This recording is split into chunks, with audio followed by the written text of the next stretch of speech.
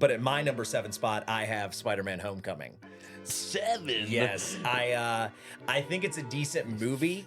I think it's a decent movie. I just don't think it's a very good Spider-Man movie. If you on rewatch, I feel like he sucks the entire movie. All right, ladies and gentlemen, we are back with another video, and this time around we are going to be doing Spider-Man rankings. Now, to preface this, we're only going to be doing live-action movies, so we're not counting the animated Spider-Verse movies, only the live-action. So we're going to be doing the 3 Tobeys, 2 Andrews, and 4 Toms. That's what we're going to be 9 ranking. total.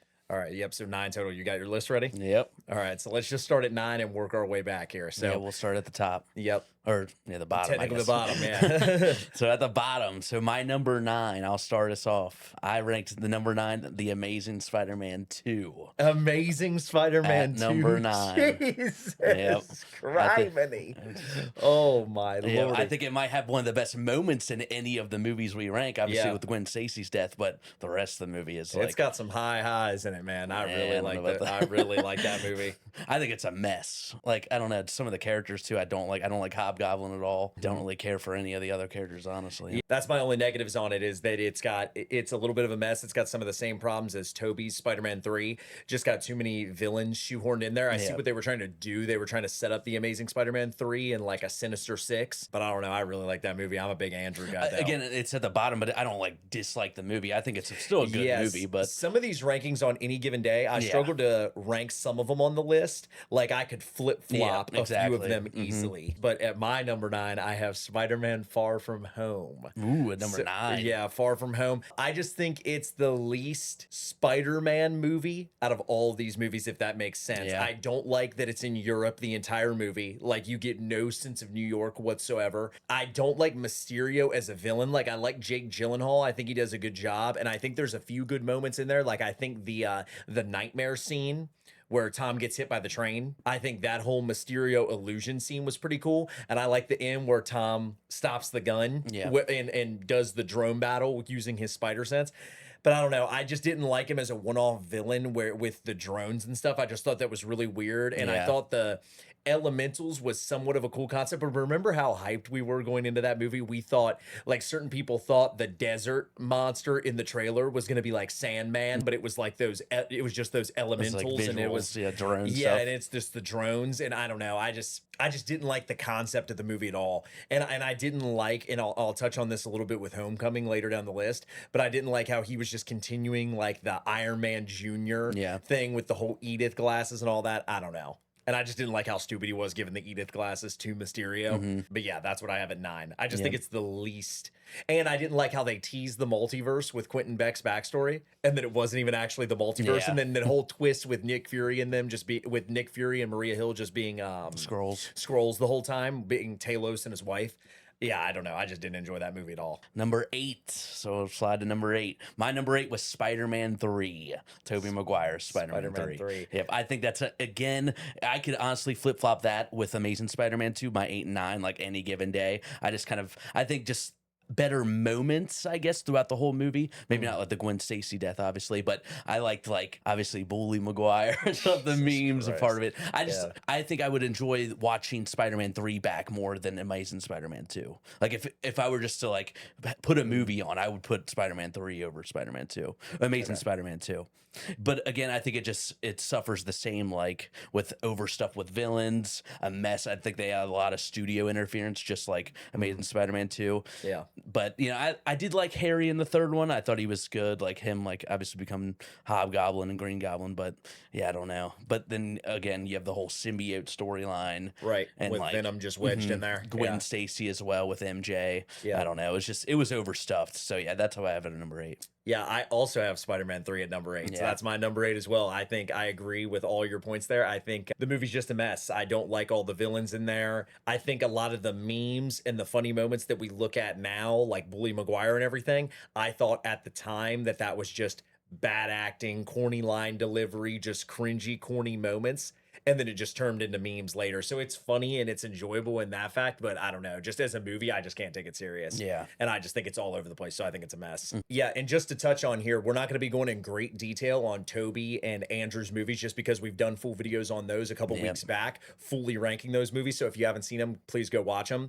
We've recently fully rewatched every Spider-Man movie just to prepare for Brand New Day coming out. So that's why we figured after Brand New Day, it'd be a good time to do this rankings video. With Tom's movies, we'll go in a little bit more detail because we haven't done a specific video on Tom's movies yet. So we'll go a little bit more in detail on those here and our thoughts on those because we never given them on camera. All right, my number 7, I have Spider-Man Far From Home.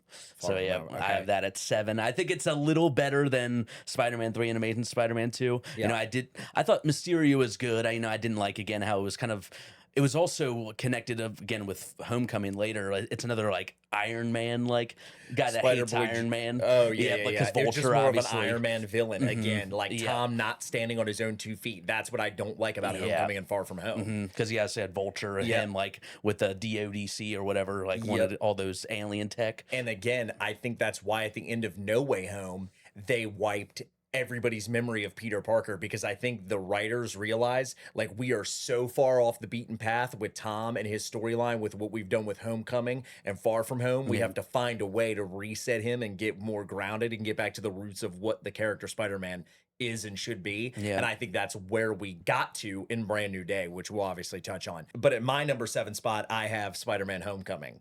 7. Yes. I think it's a decent movie. I think it's a decent movie. I just don't think it's a very good Spider-Man movie. If you on rewatch, I feel like he sucks the entire movie.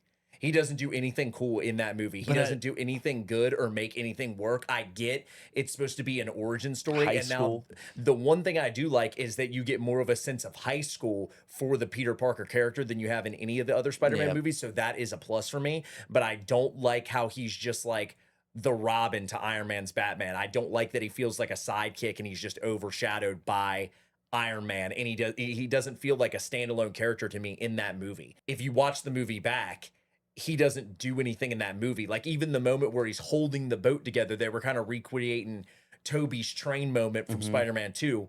He's trying to hold the boat together, but even that, it breaks apart, and like he loses the fight in the bank when he's stopping the guys from robbing the bank. Remember, he gets caught by the alien gun and then they blow up the sub the sub restaurant across the street. And like even at the end when he fights Vulture, he doesn't even really fight him. He just crashes the plane into the ground, and then Vulture essentially blows himself up.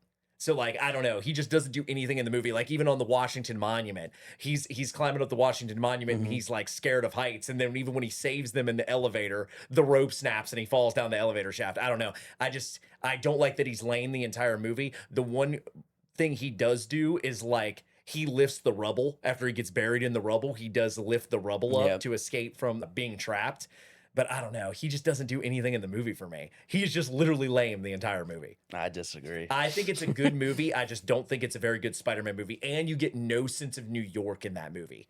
Like it seems small town, like local neighborhood of him going to high school and stuff. It does not feel like New York. You never see him like swinging through skyscrapers and stuff in that movie. I mean, you don't have to have that in like every single Spider-Man movie, but I'd like to see it for an origin story. I don't know. Well, I think they want to do something different too, because obviously he's in a cinematic universe in this one, not like Tobey and Andrew's where they were completely brand new universe, obviously, and they just didn't want to do the same origin story every time. Yeah, I do like that they skipped over Uncle Ben's death. Like they didn't make us like watch Spider that Bite. again. We didn't see that again. Yeah, we didn't see that. So they did kind of skim over some things, which I liked. And he had kind of been Spider-Man for a little while, because when I think they had said like 6 months or something in Civil War, long. When Tony had discovered him, he had already been Spider-Man for like 6 months to a year or something. Yeah, it was not long too, because remember his suit too. His suit too. He had those like goggles. See, because he didn't even get the real suit. That was another thing I didn't like. I didn't like how, because like Spider-Man in the comics always created his own suit, which we saw in Brand New Day. He's like on the sewing machine making his suit, which we had obviously seen Tobey and Andrew do that in their movies. In this movie, it just got handed to him by Tony. So it's like, I don't know. I just didn't like the angle. I like that they're trying to do something different, but I don't know. I feel like Spider-Man should be more of a standalone character than that. But yeah, I have Homecoming at 7. I just feel like he does nothing positive in the movie at all. Let's see what my ranking is. All right, number 6, I have The Amazing Spider-Man, the first one. I think it is underrated. I watched it back when it came out. Both those movies are extremely underrated. They're not like they are really overhated. It kind of sucks to say because I think he got the same treatment as that I give like someone like a Robert Pattinson when he does the Batman. Like, oh, this isn't going to be as good as like a Christian Bale or a Ben Affleck. That's what always happens when you get a new actor that replaces a classic character. Yeah. So like, I think Andrew got that treatment when he took Tobey's spot. Like, oh, this isn't going to be as good as Tobey. So they just immediately wrote the movies off as trash. I think obviously Andrew Garfield and Emma Stone have like really incredible chemistry. I think that's like the highlight of the movie. And I did obviously like the action and web swinging. Obviously one of the best, if not the best in the whole series of movies. But I think just overall the movie, I think it was just held back a little bit by like the weaker overall story with him and his dad, that whole kind of thing at the beginning. And then I think the villain too with Lizard, he didn't really do much for me. So yeah, that's what I think it's a good movie, but yeah, I have it at number 6. At number 6, I also have TASM 1. So we're matched on that. So yeah, a lot of the same points I agree with. I really like Andrew Garfield. I think he's the best actor of the 3 by far. I really love his portrayal of Spider-Man. I think he's the best at like quipping, you would call it, like when he's joking around in the suit. I think his 2 suits in The Amazing Spider-Man 1 and 2 are the best suits out of all of the movies. Yeah. I like all the swinging scenes. I like the way he fights. I like how agile he is. I think his other than Brand New Day, I think his choreography of the swinging and the fighting is better than Tobey and Tom. Yeah, I just think he kills it as the character. I think even in No Way Home, he runs circles around them as the Spider-Man character. I just think he's the best actor of the 3. As you said, with his relationship with Gwen Stacy, Emma Stone, I think they have the best on-screen chemistry out of all of the Spider-Man and their relationships. Like, I just think it's so much stronger and it hits way harder than Tobey and Tom. They do have a somewhat weaker villain. I don't think the Lizard is a bad villain, and I like what they were trying to do. They don't want to do exactly what they did with Tobey and give us like Green Goblin or Doc Ock again, so they were trying to pick somebody else that hadn't really been to the forefront before, like Lizard. You obviously had Dr. Curtis Connors in Tobey's movies, but they never turned him into the Lizard. Yeah, never went farther. They never developed him into that character, so they were kind of trying to give that a try. It's obviously weaker than, you know, some of the villains that we had for Tobey, like Green Goblin and Doc Ock. So yeah, that obviously docks it a couple points. I think the villain is, you know, one of the biggest parts of the movie to make it a great movie. That's another reason I have Far From Home at the bottom. I just don't love Mysterio as the villain. So yeah, that takes it down a couple pegs for me. All right, now top 5. So number 5, I have the original Spider-Man 1. So the Tobey Spider-Man 1. I do think it's a really good like introduction origin story, kind of explain that. And I think it kind of laid the foundation too for just modern superhero like films. Because obviously that came back out in 2002. That and X-Men, which we're rewatching now as well. So we'll go into that later. But yeah, I think it holds up like emotionally. I did really like that Uncle Ben death scene. I thought that was pretty good. And then obviously Green Goblin, William Dafoe, all-time comic book villain, and performance in that movie too. 100%. And I just like the chemistry too between him and like Harry, James Franco. But yep, I have number 5. At 5 for me, I have TASM 2. So the Amazing Spider-Man 2, I have that at number 5. I feel like I'll be singing that movie's praises till the day I die. I think it's extremely underrated. I get what people say about it being a bit of a mess, similar issues to Spider-Man 3 with the oversaturation of villains. But I think his relationship with Gwen Stacy is the strongest out of any relationship of any Spider-Man movie. I think there's so many good, strong points in that movie. I think the Gwen Stacy death scene, aside from something like a bigger character death, like something like an Iron Man in Endgame, I just think for a sad death scene, I've never been more shocked by a death scene. The way she hits the ground and the way he killed the acting on her death.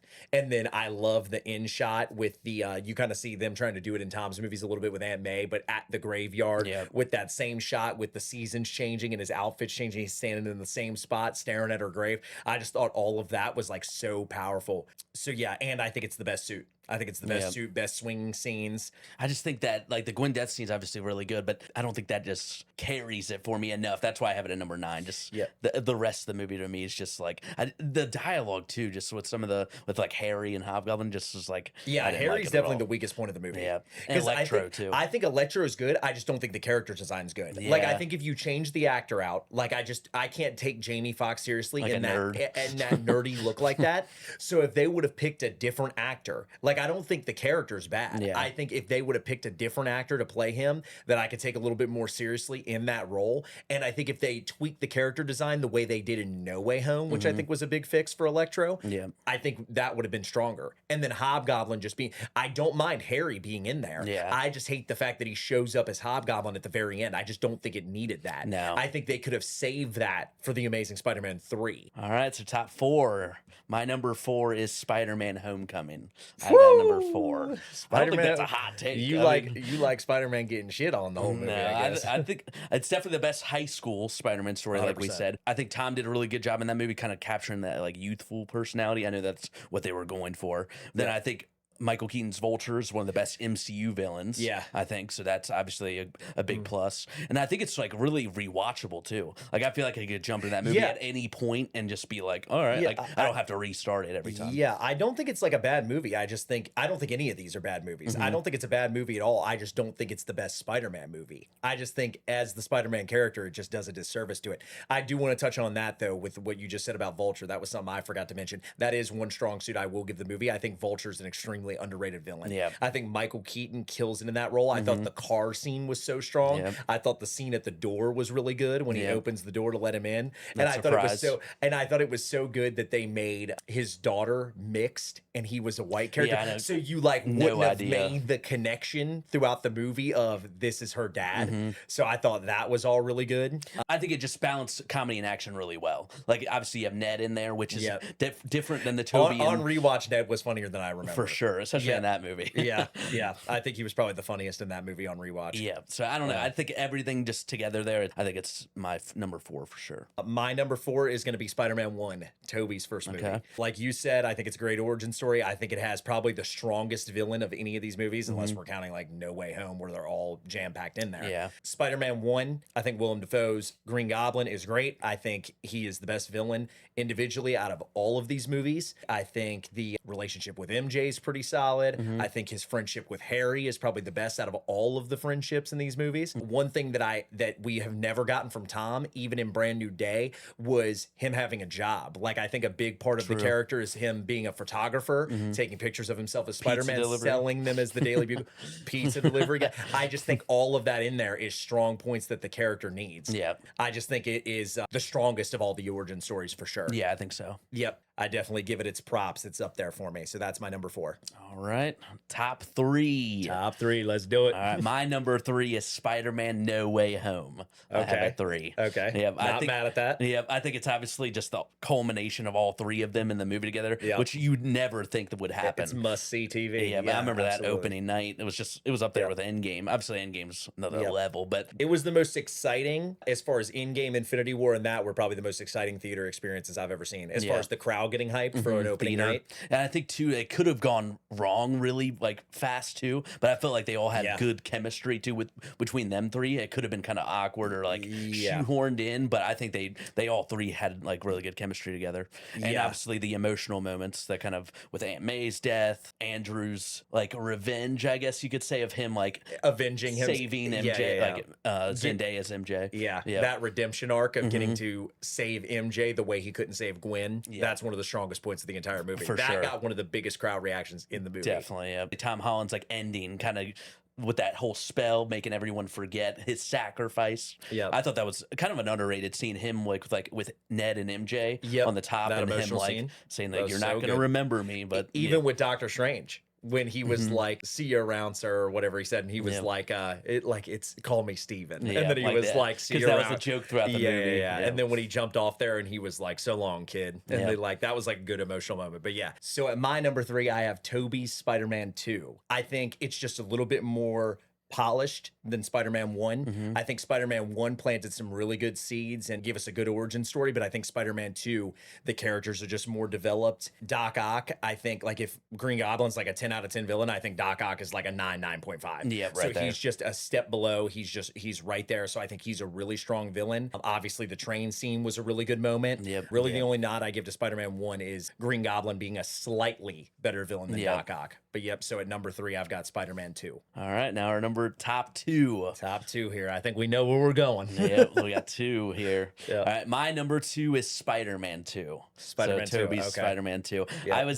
It's a toss up between me that and number 1. I think it could go either way on any given day. Right. But yeah, I think Spider-Man 2 for a while, obviously until about a week ago, was my number 1. I know where we're going here. Yeah, Yep. but yeah, I think just like you said, like the train scene, I think there's just so many iconic scenes in that movie. And obviously Doc Ock, one of the best Marvel live action villains. I wouldn't say it's like a flawless movie, but yeah, I think it's nearly flawless. I think from beginning to end. If like I had to show someone a Spider-Man movie, not like No Way Home, because obviously that's like a culmination, I think I would show them this movie. So 100%. And I think too they captured like his internal struggle really well, like Peter Parker. Because remember at the start, like almost not I wouldn't say half the movie, but remember he like lost his powers. They joked about like, that in No Way Home. He was like, I had a web block once. Remember that? Yeah. So I think they did that really well in that movie. Yeah, 100%. Like I said, I just think the character development from Spider-Man 1 to Spider-Man 2, even with Tobey, with MJ, with just everybody, Harry. I just think everybody did a better job in that movie. Like they were trying to find their footing in the first one, and they developed in the second one. And I just think from a storyline perspective, it's just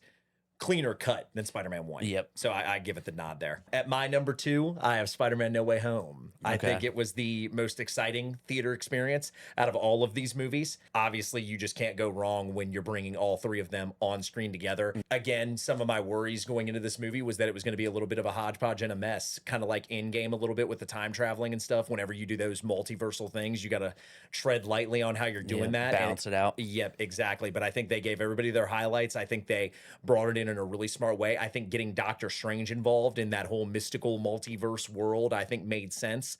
The way he did the spell to try and eliminate Mysterio's revealing his identity, but what creates those tears in the multiverse to bring them in.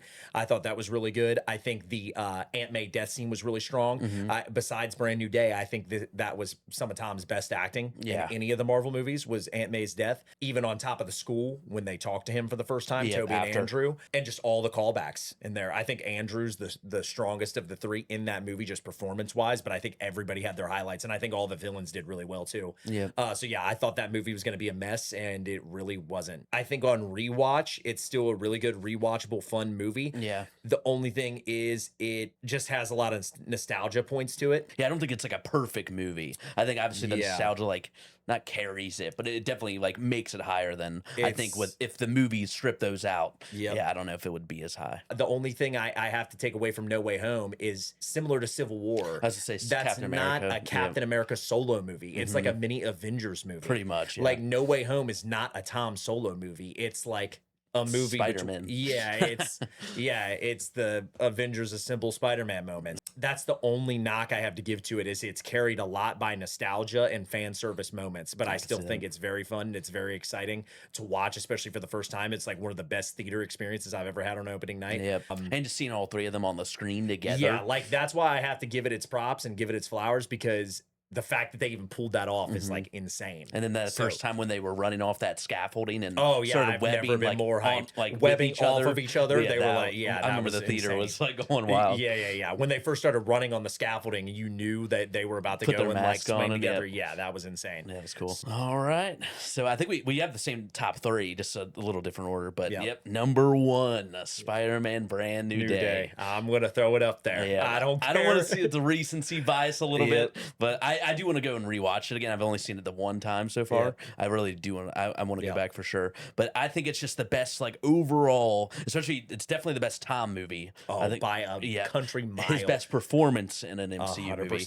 Yeah, and best I think it's emotional just, moments. Yeah, the best like overall balance of like action, emotion, humor, character development for Tom, like for Peter. So yeah, I think I think it also features some of the like strongest Spider-Man sequences in franchise history too, with the Hulk fight. You got the hand in the prison at the end, and obviously him just going wild on like Scorpion and stuff. I thought that was just really the action. I think was one of the best too. Some of the best side characters, like having Hulk in there, having Punisher in there. Yep, supporting cast. We love Frank. Yeah, and then I think every character has a purpose too. None of them were like shoehorned in. I think. Like, none Hulk of them were just wasted. wasn't thrown in there just to. Yeah, none of them were thrown in there for a waste. It was almost like Doctor Strange in No Way Home, like he served a real purpose in there. Yeah, then obviously Jean Grey. Yep, I really like Jean Grey. I've seen some mixed reviews on social media. Though now that could be just rage bait comments. True. But, then I since really the movie's like, so popular too, people are gonna find they're ways gonna to find something to complain about. But yeah, I really like Sadie Sink's performance as Jean Grey. I think that was a good villain choice. I think introducing her as another young character that they can develop